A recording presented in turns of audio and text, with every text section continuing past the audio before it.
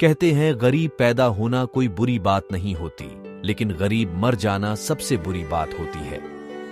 इसी विचार से प्रेरित अमित बचपन से ही पढ़ाई में और उन सभी चीजों में जी जान से मेहनत करता आया था जिनकी वजह से वो ज्यादा पैसे कमा पाए।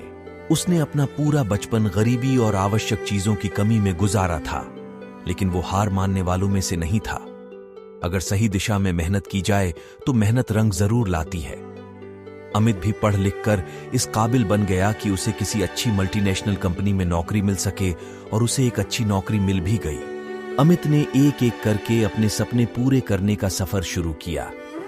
पहले छोटे छोटे सपने पूरे किए, फिर सही उम्र होने की वजह से शादी कर ली। अगले ही साल एक सुंदर बच्चे का बाप भी बन गया। लेकिन इन सब में उसके सपने पूरे करने का सफर रुक गया। उसे इस बात का कोई मलाल नहीं था, लेकिन बचपन से लेकर जवानी तक उसका एक बहुत बड़ा सपना, एक अच्छी बड़ी कार लेने का, वह हमेशा उसके दिमाग में चलता रहता था। बचपन से लेकर आज तक जब भी वह किसी अच्छे कार को रास्ते से गुजरते हुए देखता तो पल भर के लिए वहीं पर रुककर उसे ताकता रहता था। जैसे जैसे दिन बीते जा रहे थे, उसका यह सपना उसे सोने नहीं दे रहा था। उसने इस सपने को पूरा करने की ठानी और थोड़े थोड़े पैसा जमा करना शुरू किए। कुछ वर्षों में उसने इतने पैसे जमा कर लिए कि वह अपने सपनों की कार ले सके, और एक दिन वह सारे पैसे समेटकर उस कार को अपने घर पर ले आया। उस कार में बैठकर उसे लगता कि उसने जीवन में कुछ बड़ा हासिल कर लिया है।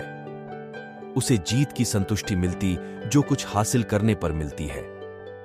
वो जितना प्यार अपने 5 साल के बेटे के साथ करता, उतना ही प्यार अपनी कार से भी करता था। हर दिन खुद अपने हाथों से कार को धोता और उसके हर पार्ट को अच्छे से चेक करता। एक दिन वो अपनी कार को धो रहा था, साथ में उसके 5 साल का बेटा भी कार के आगे पीछे खेल रहा था। अचानक उसे कोई आवाज सुनाई दी। उसने कार के उस तरफ जाकर देखा जहां उसका बेटा कार पर पत्थर से खरोच रहा था। अमित को लगा जैसे उसका सर गुस्से से फट जाएगा।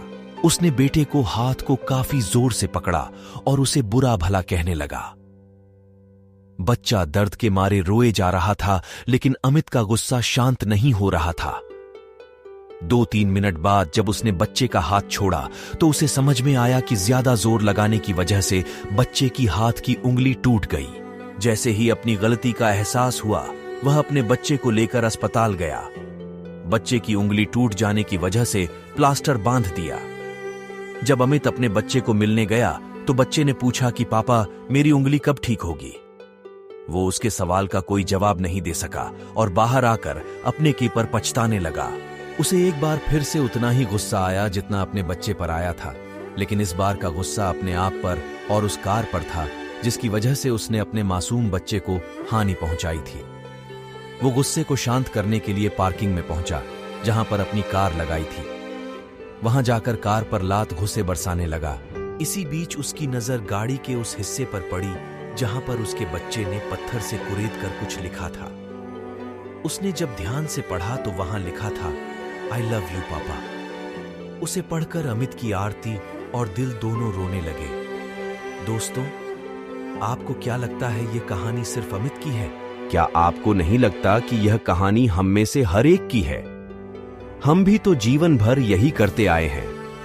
हम जीवन भर उन चीजों के पीछे भागते हैं जिनकी हमें चाहत है, चाहे वह हमारे लिए इतने महत्वपूर्ण ना हो, और ऐसी चीजों के लिए हम अपने जीवन की उन महत्वपूर्ण चीजों को नजरअंदाज कर देते हैं या खो देते हैं जो हमें आशीर्वाद के रूप में मिली होती है, और कितना भी पैसा खर्चा करने से भी वापस नहीं मिलती है।